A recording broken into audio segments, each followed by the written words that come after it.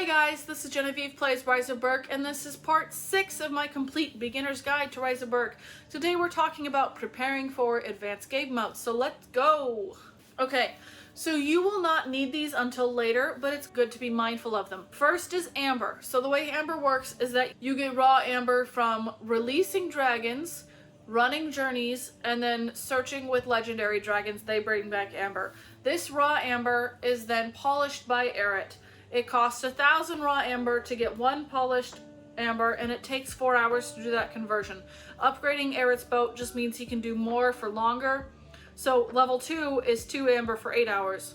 The benefit is like you can send him overnight. The quickest way to get Amber quickly, quickly, can I say that 5 times?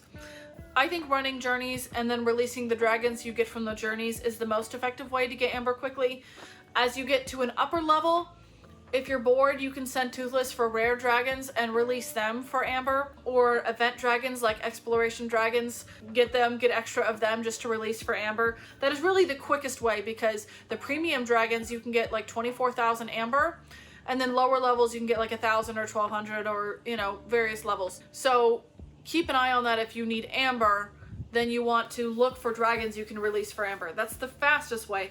The regular way is regular journeys and legendaries. What do you use polished Amber for? Good question, Genevieve. So polished Amber you use exclusively to buy statues. So what do statues do? There are species statues, so dragon statues, and these statues will boost a dragon's gathering rates. Triple strikes are really good at gathering wood, so they have a statue that boosts wood rates. Ripwreckers are really good at fish, so their statue boosts fish. A few dragons have like it's an equal rate of boosting fish or wood, but for the most part, a species statue will boost fish or wood. These are a really good long-term goal to help boost your gathering in the long term. I do not recommend rushing to figure out which species.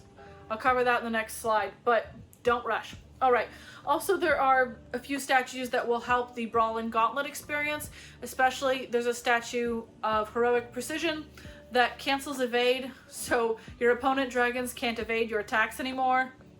It's pretty nice. I'm so used to it, I forget it's a thing. So when I'm on a beginner game and I'm like, crap, they can evade me. So get that one, it's really helpful. And then others that do stuff around Berk, like there's a training statue that shortens training time, and then there's another that shortens hatching time. I haven't built that one because I don't see a need for it. Anyway, and then there are also statues for the legendaries themselves, which boost their boosts. So it's pretty nice. However, I do not recommend that you buy Eret's boat until you have enough raw Amber to convert daily, because there are gobber tasks for converting Amber. But if you don't have enough Amber to be trading 1,000 raw for one polished on most days, then you're gonna have a lot of days where you can't get the daily pack. So wait until you kind of have a stockpile of a certain amount and you're getting Amber regularly before you build Eret's boat. So don't rush to build Eret's boat. Please don't. To know that you're ready, you can check your Amber inventory in the statue menu, and you can judge your stockpile there before you build Eret's boat. Okay, as far as statue priorities, just to expand on what I said, your first statue priorities are Heroic Precision. So this is in Brawl and Gauntlet. It will make Gauntlet and Brawl so much less annoying because your enemies can't evade your attacks. So do it. It's 30 Amber. That should be your first purchase, period. Your next one is the seasonal statue. There are 4 seasonal statues for the regular seasons, so these don't line up with the markets at all. So for spring, summer, winter, fall, basically during that season, every 16 hours you'll get an item. This can be a token pack, runes, Amber, resources, collectibles, mystery packs, those kinds of things. And so you'll get an item every 16 hours in season, and then out of season you'll get an item every 32 hours. They're really nice and a great way to help complete collections, as well as slow rune and Amber gain. Totally worth it. Those cost 120 polished Amber. That is your next priority after the Heroic Precision statue. Once you have those, other statue priorities would be building Berk Brawler. I like this one because it increases the number of trophies you get per brawl, and so you could advance the arenas much more quickly. Training statue I think is good when you're more advanced. Early on, maybe not, but this is something to keep on your mind. The level 2 shortens training time by 15%, so that's nothing to sneeze at. But then also dragon statues, I cover this way more detail in my legendary video, but you need 3 maxed out dragon statues to unlock Shellfire. So don't rush to pick these because you can't even build a level 5 statue until you're at a certain point with iron production. So you can wait to pick your dragon statues until you know which dragons you're going to be relying on for gathering. And even though there are general guidelines of which dragons are good, not everyone uses the same gatherers. Because on the Discord, we have there are players that have been playing longer than me, and they may use a couple of the same gatherers that I do, but they don't use the same gatherers that I do, and they didn't necessarily build the same first statues. So don't be in a rush, but I do cover that in more detail in my legendary video in the Shellfire section. Okay. Iron is used for training and other stuff, starting at dragon level 80. And then you use iron alternatively with wood for training cost up through 150. From that point on, it's exclusively iron. At that point, you'll also start to use iron for building stuff, mostly for upgrading the houses you already have. Iron is generated by converting fisher wood into iron, and the dragon will convert it for a certain length of time. It can be anywhere from like half an hour all the way up to like a week or something. It's ridiculous. I forget what the longest time is, but it's really bad. Not all dragons can convert iron, but most dragons can.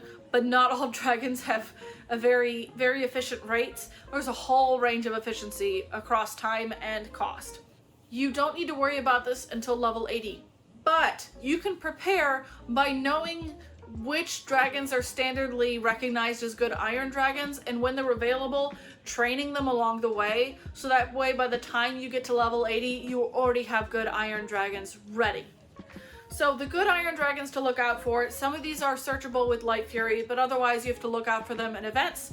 Dust Brawler, with the exception of Stonewall, by some people's opinion, Dust Brawler is pretty much hands down the best iron dragon in the game. His stats are ridiculous. The only problem with Dust Brawler is he takes forever to train. But if you see him available, get him. You can get him with Light Fury, or you can get him with Hook Fang's Last Journey. And sometimes he's available in events, like usually in the Odin market. Get him. He is such a priority. Oh my god. Others to look out for are Yak Stacker. Yak Stacker's a fast trainer, unlike Dust Brawler. Stonewall, I don't have him yet. It makes me really sad. Schmoozer and Bloodcrest. Bloodcrest is my baby. Bloodcrest trains in about 2 weeks. It's really great. Schmoozer is not as fast as that, but still pretty quick. I love these two. And they're available like roughly about 2 times a year, so do watch out for them. They're really great. Rattling Smoke Breath you can buy in the Book of Dragons, 1,500 rooms. So when you're at a point you can afford that, and then it trains super quick. So you don't even have to buy that early. Like you can wait until you're like in the 70s and then buy a couple Rattling Smoke Breath. They'll train up in a couple weeks. It is amazing. I'm way too excited. Smogger has the exact same stats as Rattling Smoke Breath for iron. The only difference is Smogger is better at defend than Rattling Smoke Breath, and Smogger is a better gatherer, but otherwise they have the same iron and training stats, but Smogger is not as cheap as Rattling, so you have to wait for events for Smogger. Aurum, which is running right now at the time of filming, Aurum is a pretty good dragon as well. And then as far as rare class dragons you can search for, Hobgobbler and Dromillions are the good ones, so watch out for events or just search for them as soon as they're available. And there are other dragons, you know, during the seasonal markets and during events, you might want to like keep your ear out in the community like Discord, Reddit, Facebook to say, hey, is this a good iron dragon? And you may want to, you know, get them and train them and be ready for them. Normally, if it's a good iron dragon, Discord will let you know, because it's all we're going to talk about as soon as that dragon's available, is get this one for iron.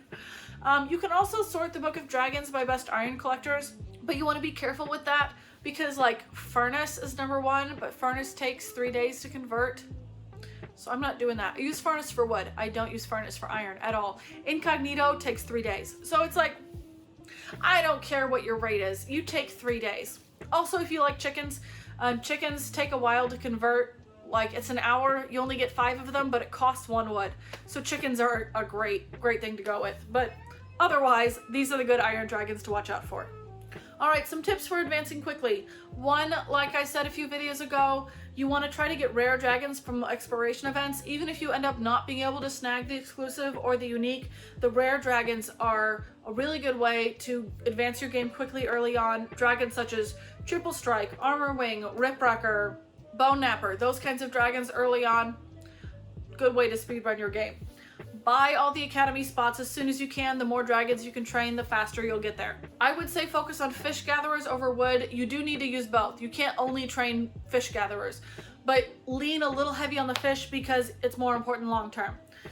Play enough Brawl to unlock your daily Chief Pack. This will help you to advance quickly in Brawl. Play Gauntlets not just for prizes, but you get resources from the spins, so you can eventually have a stockpile of resources in your mail. It's great to have there for various purposes. I recommend leaving your collections full, not trading them in, so you can obtain legendaries quickly, but I cover that in my legendary video.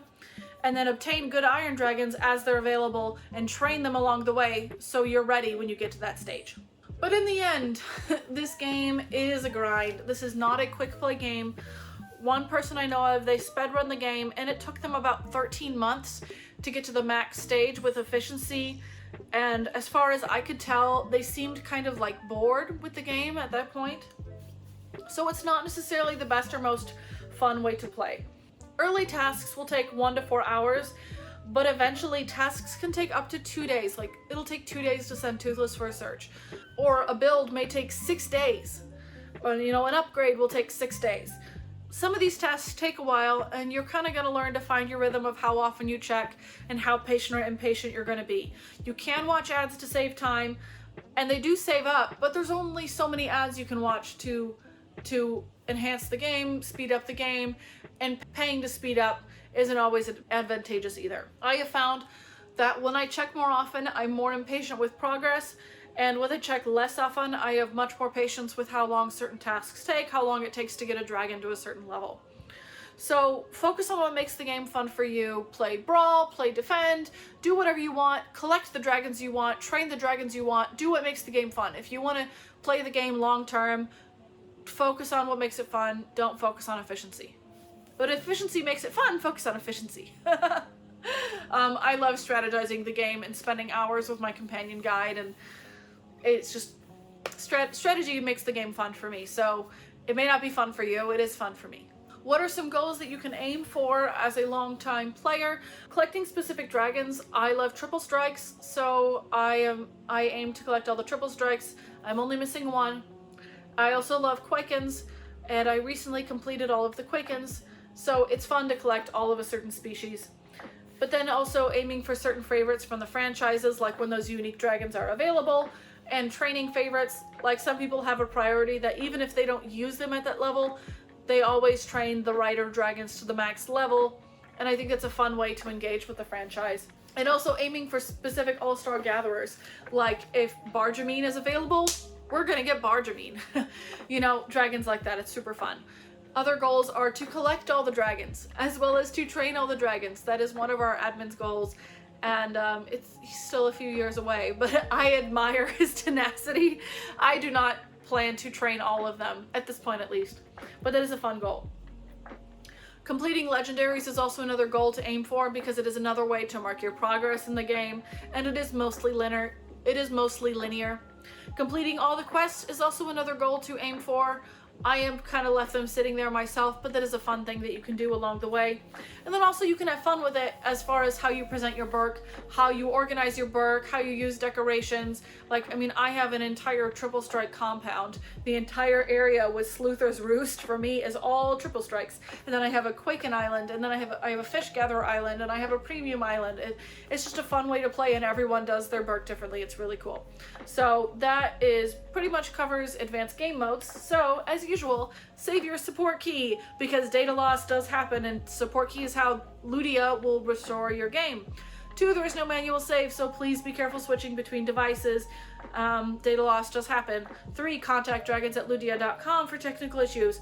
4, we can help you with some common easy issues on Discord. 5, connect to a cloud save if you can, Facebook, Apple, or Google. And 6, keep your dragons at the same grade in Brawl until you can upgrade them all together. Thanks for watching. This is Genevieve Plays Rise of Berk, and I'll see you next time. Bye!